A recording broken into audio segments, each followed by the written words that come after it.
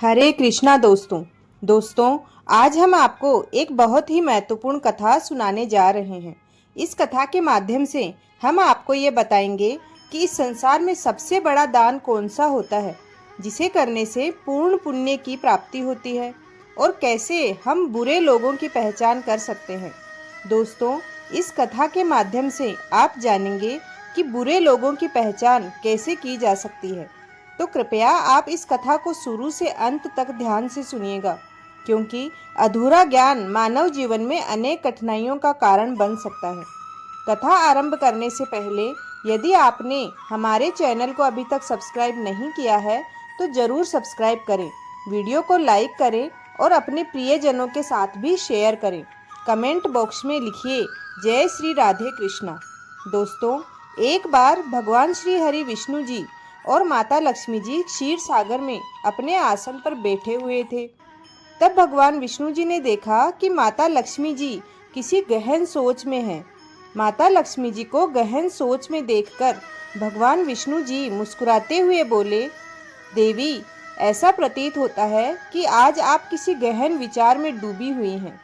आप निसंकोच होकर अपने प्रश्न पूछिए, हम आपके सभी प्रश्नों का समाधान अवश्य करेंगे। भगवान विष्णु जी की बात सुनकर माता लक्ष्मी ने कहा, हे प्रभु, आज मेरे मन में एक जिज्ञासा है। मैं यह जानना चाहती हूँ कि इस दुनिया में सबसे बड़ा दान कौन सा है जिससे पूर्ण पुण्य की प्राप्ति होती है, और बुरे लोगों की पहचान कैसे की जा सकती है। मनुष्य उन लोगों को कैसे पहचान सकते हैं। तब भगवान विष्णु जी ने माता लक्ष्मी जी से कहा, हे देवी, आपने सचमुच मानव जाति के कल्याण हेतु अति महत्वपूर्ण प्रश्न पूछे हैं। यह प्रश्न मनुष्य के जीवन में अत्यंत मूल्यवान है, इसलिए मैं आपको आपके इन प्रश्नों के उत्तर एक महत्वपूर्ण कथा के माध्यम से दूंगा। लेकिन आपको इस कथा को शुरू से लेकर अंत तक ध्यानपूर्वक सुनना होगा। तब माता लक्ष्मी जी ने उत्तर दिया, प्रभु, मैं आपको वचन देती हूँ कि इस कथा को मैं पूरी श्रद्धा से सुनूंगी और इस कथा का प्रचार समस्त देवलोक में करूंगी। दोस्तों, भगवान श्री हरि विष्णु जी देवी लक्ष्मी जी से कहते हैं कि हे देवी, एक समय की बात है, किसी नगर में एक राजा राज्य करता था। वह राजा बहुत ही बलशाली, वीर और अत्यंत ही बुद्धिमान था। वह धर्मपरायण और दयालु भी था। उस राजा की रानी भी संस्कारी और अत्यंत धार्मिक स्वभाव की थी। पति पत्नी भगवान भोलेनाथ के परम भक्त थे। वे दोनों प्रतिदिन शिवजी के मंदिर में जाकर उनकी पूजा अर्चना किया करते थे। यह उनका प्रतिदिन का नियम था। वह राजा अपने राज्य को धर्मपूर्वक चला रहा था। उसके राज्य में कोई भी व्यक्ति दुखी नहीं रहता था, बल्कि सारी प्रजा सुख और वैभव से संपन्न रहती थी।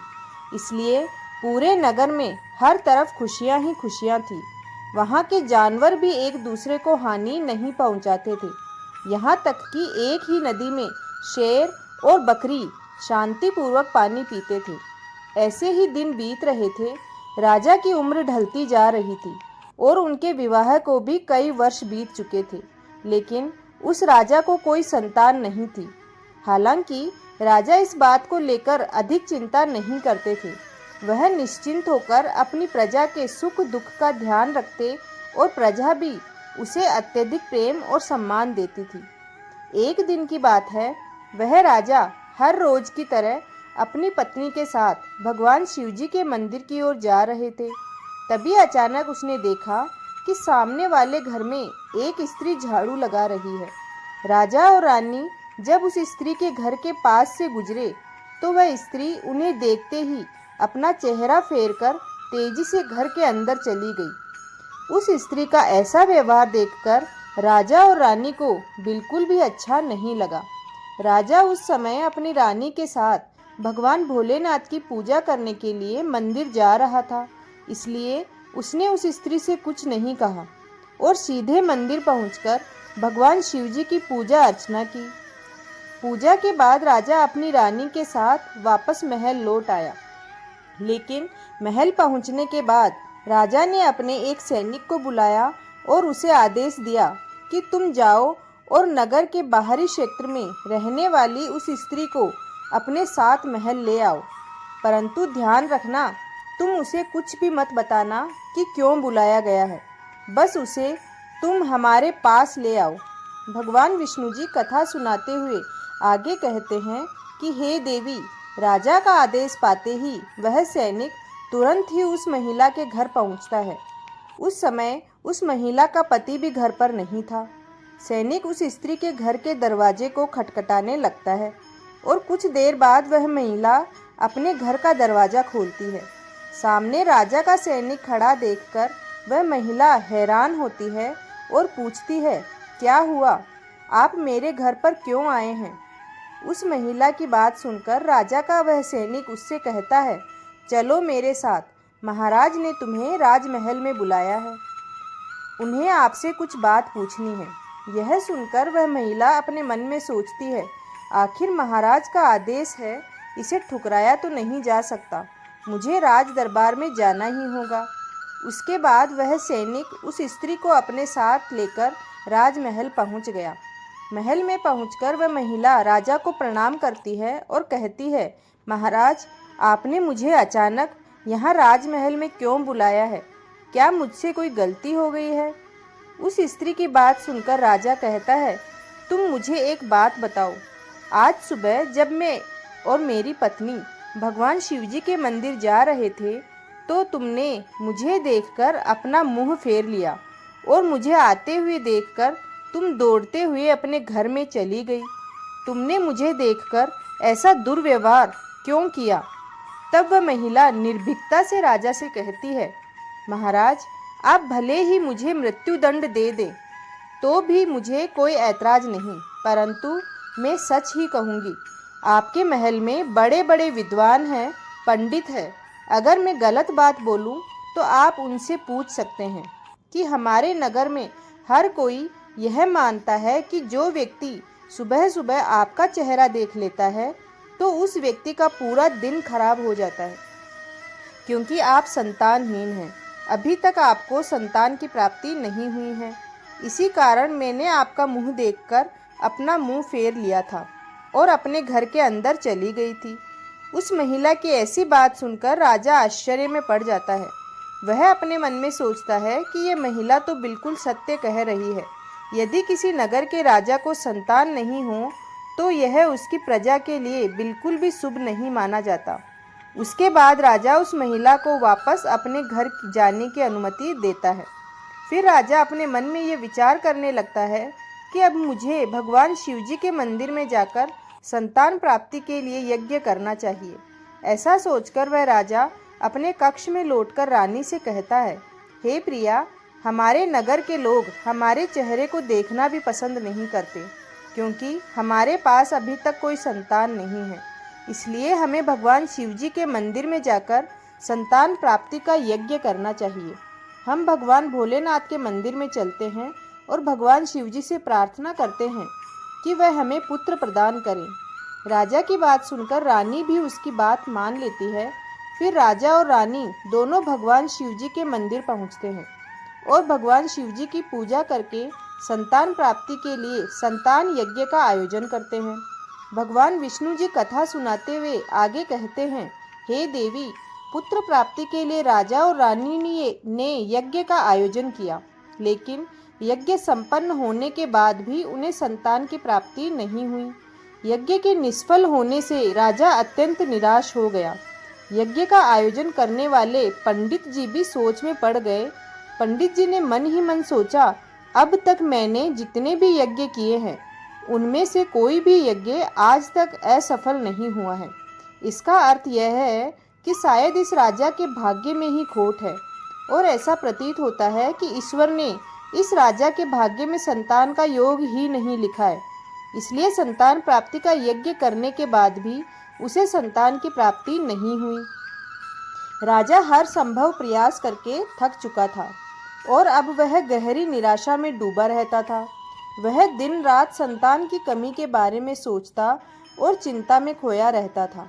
एक दिन सिंहासन पर बैठे बैठे राजा को अचानक एक बात याद आती है कि दूसरे नगर के वन में एक महात्मा जी निवास करते हैं, जिनकी ख्याति दूर दूर तक फैली है। राजा के मन में विचार आता है कि शायद उस महात्मा के पास मेरे इस कष्ट का कोई समाधान हो। अगर मैं उनके पास जाऊं तो संभव है कि मुझे पुत्र प्राप्ति का कोई उपाय मिल जाए। मुझे उनके पास जाना चाहिए। अपने मन में ये निर्णय लेकर राजा तुरंत अपनी रानी के पास जाता है और उससे कहता है, हे प्रिया, दूसरे नगर के वन में एक महान तपस्वी और ज्ञानी महात्मा जी रहते हैं। मुझे लगता है कि हमें उनके पास जाना चाहिए। हो सकता है कि वह हमें पुत्र प्राप्ति का कोई मार्ग सुझा दे। फिर रानी भी राजा की इस बात से सहमत हो गई।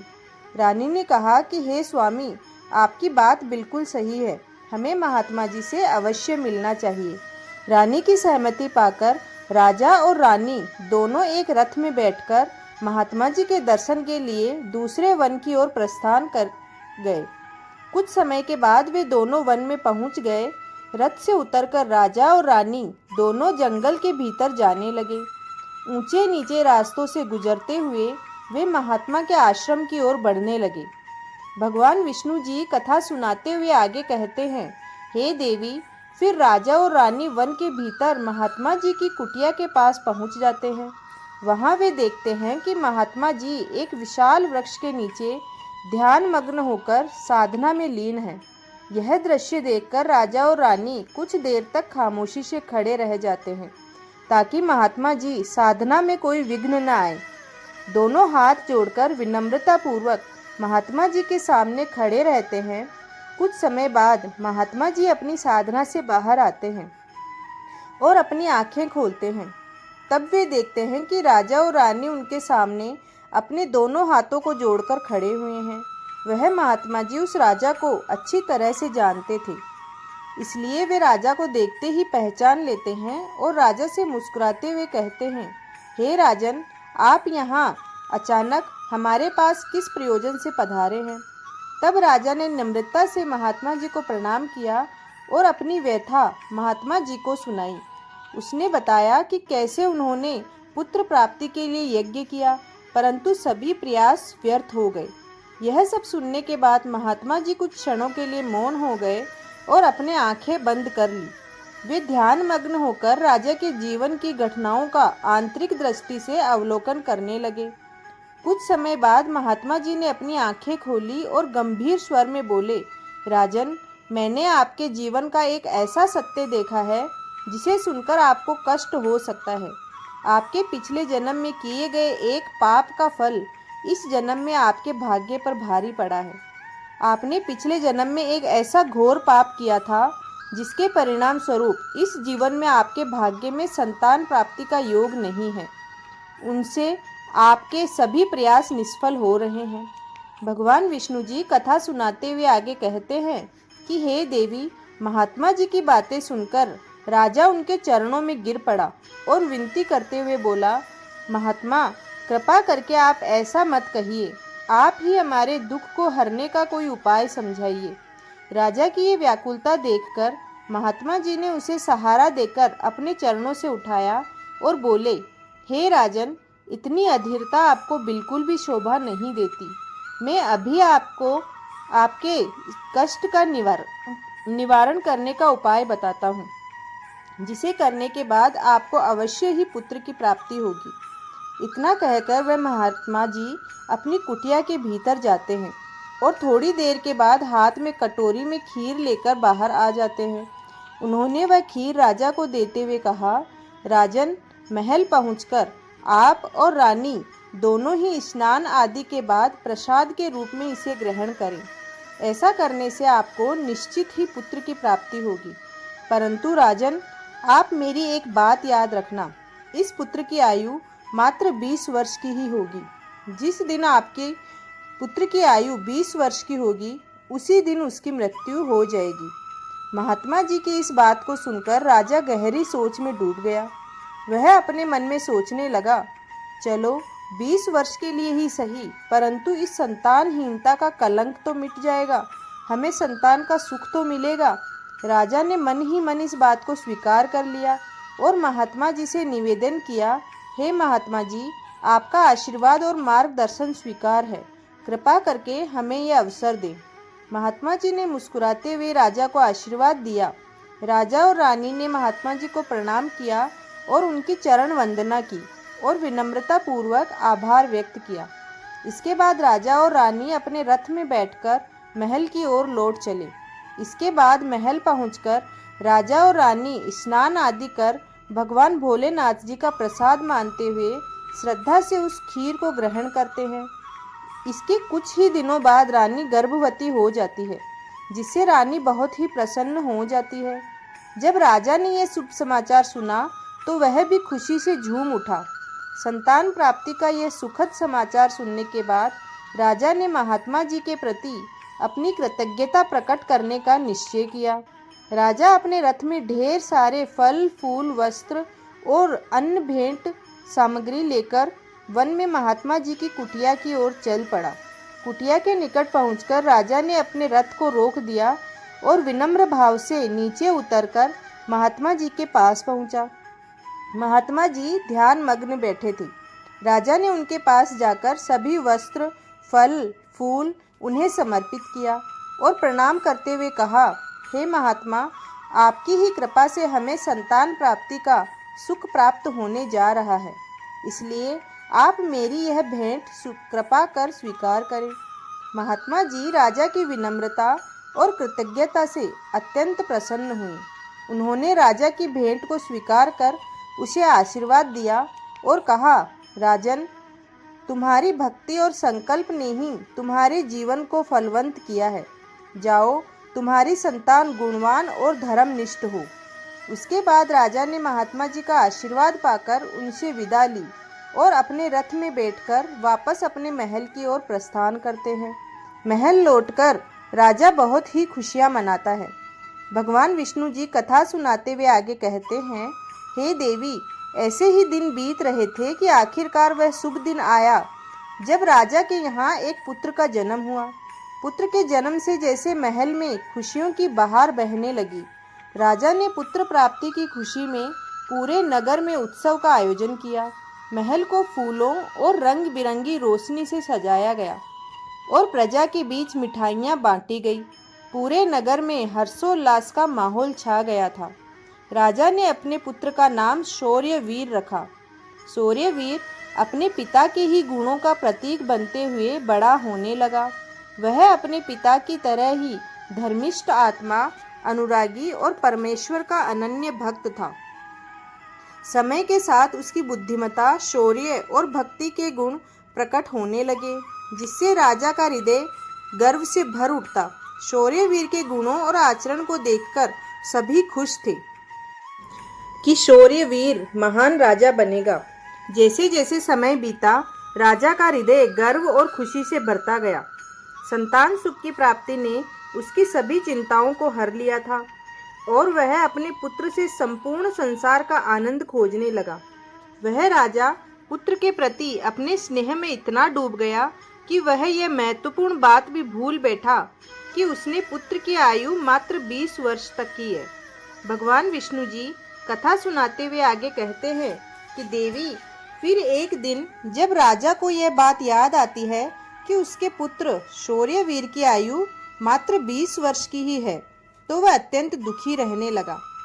जब राजा के पुत्र शौर्यवीर की आयु 15 वर्ष हो जाती है, तब वह राजा दिन रात पुत्र के भविष्य को लेकर व्याकुल रहने लगा। इस बीच एक अन्य नगर में एक महापराक्रमी राजा का राज्य था। उस राजा की एकमात्र पुत्री थी, जो अपनी सुंदरता और दयालुता के लिए प्रसिद्ध थी। वह देखने में ऐसी लगती थी मानो स्वर्ग की अप्सरा स्वयं धरती पर उतर आई हो। वह बहुत ही दानी स्वभाव की थी, क्योंकि उसने अपने माता पिता से धर्म और संस्कारों की शिक्षा ली थी। इसलिए उसका हृदय करुणा और उदारता से भरा हुआ था। वह प्रतिदिन सुबह उठकर पक्षियों को दाना डालने और अपने द्वार पर आने वाले साधु संतों को सदा ही आदर से भोजन कराती थी। कोई भी भूखा उसके द्वार से खाली हाथ नहीं लौटता था। ऐसे ही दिन बीत रहे थे। उस राजा की पुत्री भी अपने गुणों के साथ बड़ी हो रही थी। एक दिन जब सूर्यवीर के पिता को ये बात पता चली कि दूसरे नगर में एक वीर और पराक्रमी राजा राज्य करता है, जिसकी पुत्री गुणों की खान है, साथ ही वह अत्यंत सुंदर भी है। तो राजा ने मन में सोचा कि ऐसी धर्मात्मा और तेजस्वी कन्या के साथ अपने पुत्र शौर्यवीर का विवाह करना उचित रहेगा। मुझे इसी प्रकार की कन्या की तलाश थी जिसके साथ मैं अपने पुत्र का विवाह कर सकूं और हमारे वंश परंपरा को बनाए रख सकूं। इस विचार के साथ ही राजा ने अपने मन में निर्णय किया कि वह उस राजा से प्रस्ताव रखेंगे जिससे वह अपने पुत्र शौर्यवीर का विवाह उस सुंदर और धार्मिक कन्या के साथ कर सके। भगवान विष्णु जी माता लक्ष्मी से कहते हैं कि हे देवी, फिर शौर्यवीर के पिता ने अपने पुत्र के विवाह का प्रस्ताव एक संदेशवाहक के माध्यम से दूसरे नगर के राजा तक पहुंचा दिया। जब दूसरे नगर के राजा ने यह प्रस्ताव सुना तो उसने अपने मन में विचार किया और विचारों को मन में संजोए हुए उस राजा ने शौर्यवीर के विवाह प्रस्ताव को स्वीकार कर लिया। कुछ ही दिनों के भीतर शुभ मुहूर्त में शौर्यवीर का उस राजकुमारी के साथ विवाह हो गया। वह राजकुमारी न केवल सुंदर थी बल्कि बहुत ही दयालु स्वभाव की थी। उसने अपने बचपन से ही यह नियम अपनाया था कि जब तक वह किसी भूखे या असहाय प्राणी को भोजन नहीं करवाती तब तक वह स्वयं भोजन ग्रहण नहीं करती।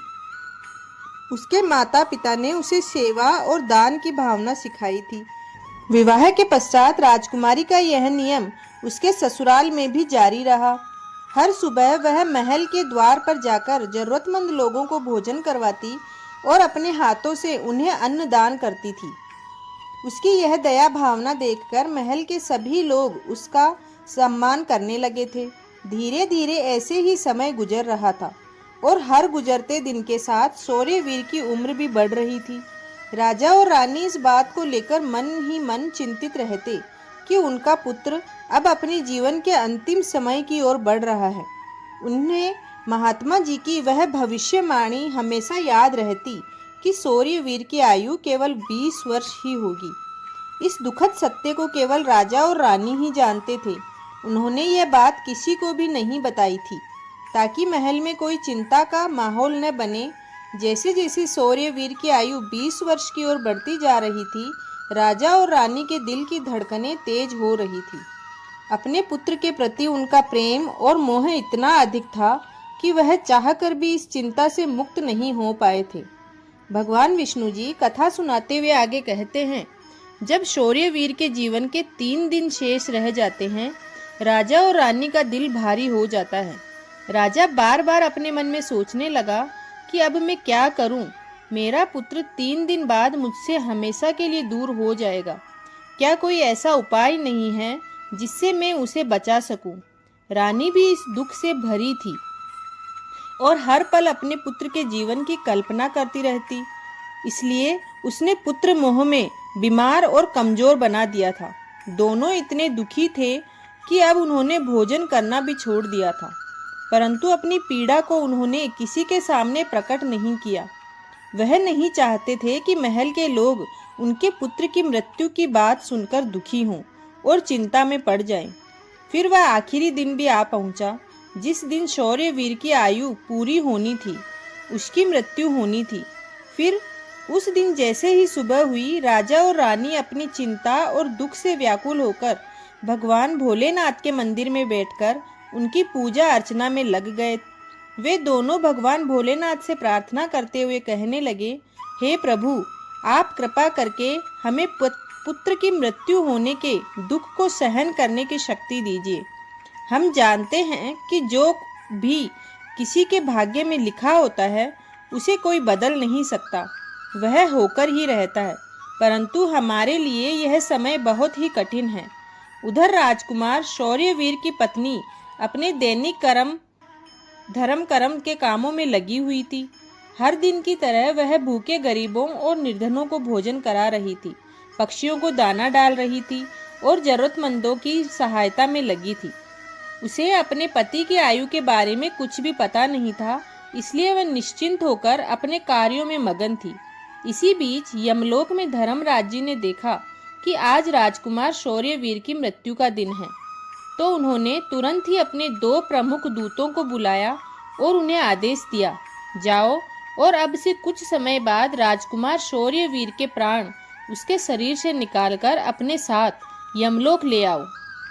परंतु ध्यान रहे कि उसकी मृत्यु एक विशेष कारण से होनी है। उसकी मृत्यु एक सांड द्वारा उसे पीछे से ठोकर मारने से ही होगी। जब वह सांड राजकुमार शौर्यवीर को पीछे से ठोकर मारेगा तभी उसके प्राण हमारे पास आ सकेंगे। इसके लिए तुम दोनों एक सांड के पास जाकर उसे राजकुमार शौर्यवीर की मृत्यु के लिए प्रेरित करो। धर्मराज के आदेश सुनकर वे दोनों दूत यमलोक से धरती पर जाने के लिए तत्पर हो गए। भगवान विष्णु जी माता लक्ष्मी जी से कहते हैं कि हे देवी, वे दोनों यमदूत राजकुमार शौर्यवीर के प्राण लेने के लिए आकाश मार्ग से होते हुए पृथ्वी लोक पहुंच जाते हैं।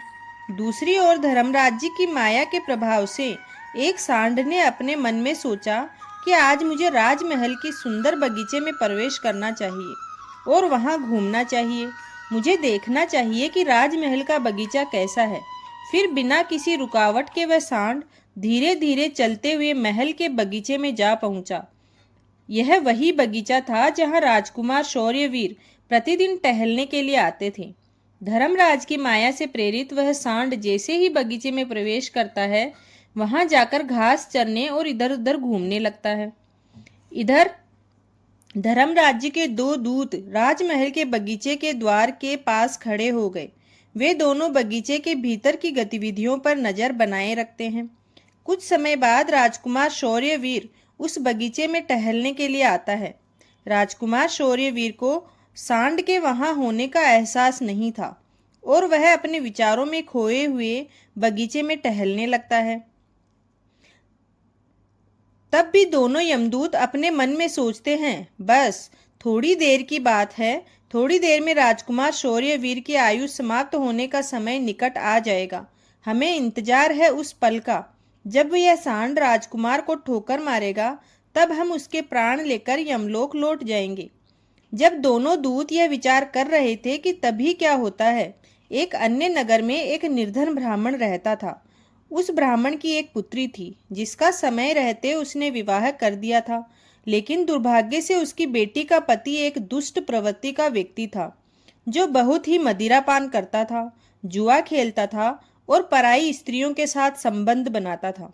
यही नहीं, वह अपनी पत्नी को नशे में धुत होकर अक्सर मारता पीटता था और उसे घर से निकालना चाहता था। उसकी इस आदत के कारण गरीब ब्राह्मण की बेटी बहुत ही दुखी और पीड़ित रहने लगी थी। लेकिन वह गरीब ब्राह्मण की बेटी जब अपने पति के साथ कुछ समय तक रही, तब एक दिन वह गर्भवती हो जाती है। इसलिए एक दिन उसने अपनी पति की मारपीट से तंग आकर उसे छोड़कर वह अपने पिता के घर अपने मायके में आ जाती है। वह आंसुओं से भरी आंखों के साथ अपने पिता से कहती है, हे पिताजी, आज के बाद मैं अपने पति के साथ नहीं रह सकती, क्योंकि वह मुझे रोज मारता पीटता है और बुरी तरह से अपमानित करता है और मैं उसके इस व्यवहार से तंग आकर उसको छोड़कर मायके चले आई हूँ। मुझे क्षमा कर दीजिए पिताजी, पर अब मैं अपने मायके में ही रहना चाहती हूँ। उसका पिता अब बहुत ही वृद्ध हो चुका था और अब उसकी कमाई का कोई ठोस साधन नहीं था, जिसके कारण उसे प्रतिदिन नगर के विभिन्न घरों में जाकर भिक्षा मांगनी पड़ती थी ताकि वह किसी प्रकार अपना और अपने परिवार का पेट भर सके। भगवान विष्णु जी कथा सुनाते हुए आगे कहते हैं कि हे देवी, जब उसकी बेटी का गर्भकाल पूरा हुआ तो उसने एक सुंदर पुत्र को जन्म दिया, लेकिन जन्म देने के बाद उसे बहुत तेज भूख लगने लगी। उसे भोजन की आवश्यकता थी। प्रसव के बाद भूख कई गुना बढ़ जाती है, इसलिए वह अपने पिता से भोजन मांगने लगती है। दुर्भाग्यवश उसके पिता सुबह से ही भिक्षा के लिए नगर नगर गए हुए थे, परंतु रोज रोज भिक्षा मांगने के कारण उस दिन उसे भिक्षा नहीं दी गई। भगवान विष्णु जी कथा सुनाते हुए आगे कहते हैं कि हे देवी, गरीबी किसी भी मनुष्य के लिए एक सबसे बड़ा अभिशाप है और यह उसके आत्मसम्मान और अस्तित्व के लिए अत्यंत पीड़ादायक होती है। उधर उसे गरीब ब्राह्मण को किसी ने भी भोजन नहीं दिया, इसलिए वह खाली हाथ ही घर वापस लौट आता है। इधर उसकी पुत्री भूख से बहुत व्याकुल हो रही थी और उसकी बेटी ने उस ब्राह्मण को बिना भोजन के आते देखा तो वह दुखी होकर रोते हुए अपने पिताजी से बोली, पिताजी, अब भूख सहन नहीं होती। पूरे 3 दिन बीत चुके हैं और मैंने भोजन का एक भी कौर नहीं खाया है। अब तो ऐसा लगता है कि भूख के कारण मेरे प्राण ही निकल जाएंगे। लेकिन अगर आपको कुछ भिक्षा में मिला हो तो मुझे खाने को दे दीजिए, नहीं तो मेरे प्राण निकल जाएंगे। तब उसका वृद्ध पिता अपनी बेटी को सांत्वना देते हुए कहता है कि मैं कुछ ही देर में लौटूंगा। मैं अब दूसरे नगर में जाऊंगा और वहां के राजा के महल के द्वार पर जाकर भिक्षा मांगूंगा। अगर वहां से मुझे कुछ भी मिल जाता है तो मैं तुरंत तुम्हारे लिए लेकर आऊंगा। अपनी बेटी से यह कहकर वृद्ध ब्राह्मण वहां से निकल पड़ा। इधर राजकुमार शौर्यवीर की पत्नी, जो कि रोजाना गरीबों को भोजन करवाती थी, उस दिन उसने नगर के राजा और रानी दोनों अत्यधिक बीमार पड़ गए थे, क्योंकि वह पुत्र मोह के कारण बहुत ही चिंतित थे। और शौर्यवीर की पत्नी उनके कक्ष में थी। आज उसने गरीबों को भोजन नहीं कराया था। उसने अपने पति के लिए भोजन बनाया था और भोजन की थाल सजा कर रख रखी थी। जब उसका पति बगीचे से लौटेगा तो वह उसे भोजन करवाएगी, क्योंकि उसका पति अपने माता पिता के पास बैठकर उनकी सेवा करके अपने बगीचे में घूमने के लिए गया हुआ था। भगवान विष्णु जी कथा सुनाते हुए आगे कहते हैं कि हे देवी, इधर वह वृद्ध ब्राह्मण राजमहल के द्वार पर पहुंच जाता है। जब राजकुमार की पत्नी ने उसे देखा तो उसके मन में उस वृद्ध ब्राह्मण के प्रति दया उमड़ आई। उसके बाद वह वृद्ध ब्राह्मण उस राजकुमार की पत्नी की तरफ देखकर विनम्रता से उसे कहता है, हे पुत्री, यदि मुझे आप कुछ भोजन मिल जाए तो तुम्हारा बड़ा ही उपकार होगा। राजकुमार की पत्नी को उस ब्राह्मण की बात सुनकर उस पर बहुत दया आई। उसने सोचा, यह तो कोई गरीब ब्राह्मण है जो भूखा है और कुछ भोजन मांग रहा है। यह सोचकर राजकुमार की पत्नी उसे भोजन देने के लिए तैयार हो गई। लेकिन अचानक वह अपने मन में सोचने लगती है कि यह भोजन तो मैंने अपने पति के लिए बनाया है। अगर मैं यह भोजन इसे दे दूंगी तो मेरे पति क्या खाएंगे। लेकिन अगले ही पल उसने सोचा, मेरे पति तो अभी बगीचे में घूमने के लिए गए हुए हैं, तब तक मैं यह भोजन इस गरीब ब्राह्मण को दे देती हूँ, और जब मेरे पति वापस आएंगे तो मैं उनके लिए नया भोजन बना दूंगी। अभी इस भूखे ब्राह्मण की सहायता करना अधिक आवश्यक है। अपने मन में यह सोचकर राजकुमार की पत्नी ने अपने पति के लिए बनाया हुआ भोजन उस ब्राह्मण को दे दिया। उसके बाद वह ब्राह्मण भोजन की थाली लेकर जल्दी जल्दी अपने नगर की ओर रवाना हो गया और वह भोजन लेकर अपने घर आ गया। उसकी पुत्री 3 दिनों से भूखी थी। उसने 3 दिनों से कुछ भी नहीं खाया था और उसके चेहरे पर भूख की पीड़ा साफ झलक रही थी। उधर राजकुमार शौर्यवीर, जो बगीचे में टहलने गया था, अपने कक्ष की ओर वापस लौट रहा था। बगीचे के बाहर खड़े यमदूत राजकुमार के प्राण लेने के लिए तैयार थे और एक सांड भी धर्मराज की माया से प्रेरित होकर वहीं घूम रहा था। यमदूत सोच रहे थे कि बस अब कुछ ही पल बाकी है और जैसे ही राजकुमार को पीछे से वह सांड ठोकर मारेगा, हम राजकुमार के प्राण हर लेंगे और यमलोक लौट जाएंगे। भगवान विष्णु जी माता लक्ष्मी जी से कहते हैं कि हे देवी, इधर वह वृद्ध ब्राह्मण अपने घर पहुंचा और उसने तुरंत अपनी भूखी बेटी को वह भोजन दे दिया। तब उसकी बेटी उसे कहने लगी कि पिताजी, यह भोजन आप कहाँ से लाए हैं। तब वृद्ध ब्राह्मण ने उत्तर देते हुए कहा, पुत्री, यह भोजन मुझे दूसरे नगर की महारानी ने दिया है। उस नगर के राजा की पुत्र वधू बहुत ही दयालु और उदार हृदय की है। उसने मुझ पर दया करके मुझे यह स्वादिष्ट भोजन दिया है। उस भोजन को देखकर उस वृद्ध ब्राह्मण की बेटी की आत्मा से आशीर्वाद निकलने लगा। वह भगवान से प्रार्थना करने लगी कि हे भगवान, जिसने भी मेरे पिता को यह भोजन दिया है उसका सुहाग अमर रहे और वह सदा सौभाग्यवती बनी रहे। जैसे ही उसने भोजन का निवाला अपने मुंह में डाला, उसकी आत्मा की तृप्ति हो गई और उसकी आत्मा से सच्चे मन से आशीर्वाद निकला कि महारानी का पति दीर्घायु और स्वस्थ रहे। इधर राजकुमार शौर्यवीर अपने महल की ओर बढ़ रहा था और बगीचे के बाहर खड़े यमदूत उसकी मृत्यु का बेसब्री से इंतजार कर रहे थे।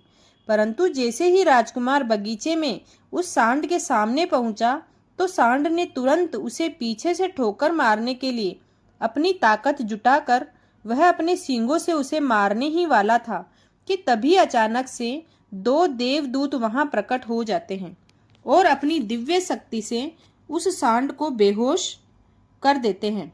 उसमें आगे बढ़ने की भी बिल्कुल शक्ति नहीं बची थी, वह हिल भी नहीं पा रहा था।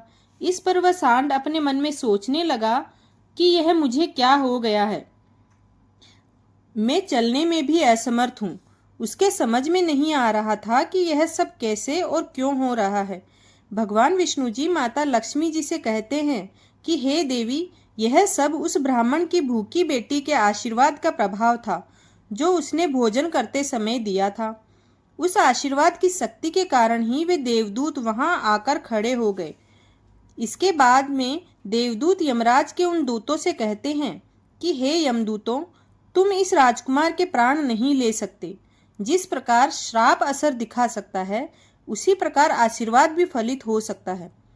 अब राजकुमार और सांड के बीच में दो देवदूत आशीर्वाद रूपी दीवार बनकर खड़े थे और राजकुमारी का दान मृत्यु के समय को आगे नहीं बढ़ने दे रहा था। फिर भी यमदूत उन देवताओं से कहते हैं कि तुम सभी यहाँ से लौट जाओ और हमें हमारा काम करने दो, क्योंकि हमारा उद्देश्य है इस राजकुमार के प्राण लेकर यमलोक लौट जाना। तब देवताओं ने दृढ़ता से उत्तर दिया कि ऐसा कभी नहीं हो सकता, हमारे रहते ये संभव नहीं है, क्योंकि हमें स्वयं भगवान शिवजी ने यहाँ भेजा है। दोनों पक्षों के बीच बहस छिड़ गई। बहस धीरे धीरे एक युद्ध में बदल गई।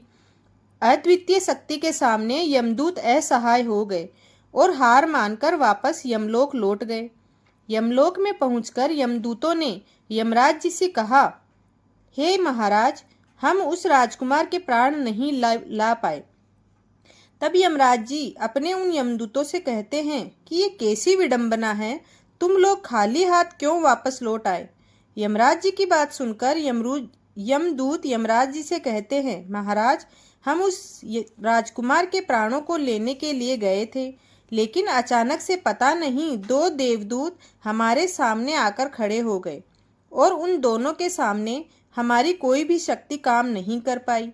यमराज यह सुनकर सोच में पड़ गए और बोले, ऐसी कौन सी बड़ी शक्ति है जो उस राजकुमार की मृत्यु के मार्ग में बाधा बन रही है। तब यमदूत यमराज जी से कहते हैं, महाराज, एक तो उसके दान की शक्ति और आशीर्वाद की शक्ति जिसने देवताओं को और भी शक्तिशाली बना दिया है। तब यमराज जी अपने दूतों से कहते हैं, लगता है यह कार्य तुमसे नहीं हो पाएगा, तुम लोग रहने दो, मुझे स्वयं पृथ्वी लोक पर जाकर उस राजकुमार के प्राण लेने होंगे। भगवान विष्णु जी कथा सुनाते हुए आगे कहते हैं कि हे देवी, फिर अपने दूतों से इतना कहकर यमराज जी स्वयं पृथ्वी लोक पर पहुंच जाते हैं। महल के बगीचे में प्रकट हुए वहां उन देवताओं से यमराज जी कहते हैं कि क्या तुम लोग नहीं जानते कि विधि का विधान अटल है। जब किसी की आयु पूरी हो जाती है तो उसे यमलोक जाना ही होता है, और इस राजकुमार की भी आयु अब पूर्ण हो चुकी है, इसलिए मैं इसके प्राण लेने आया हूँ। तब देवताओं ने यमराज जी से कहा, हे प्रभु, आप हमें बताइए कि ब्रह्मा जी और विष्णु जी तक को श्राप का प्रभाव सहना पड़ा था। यदि श्राप का मान रखा जा सकता है तो क्या आशीर्वाद का मान नहीं रखा जा सकता। इस राजकुमार को भूखे को भोजन देने का आशीर्वाद प्राप्त है। उन देवताओं की बात सुनकर यमराज जी उन देवताओं से कहते हैं, आप लोग सत्य कह रहे हैं, परंतु अब मुझे क्या करना होगा।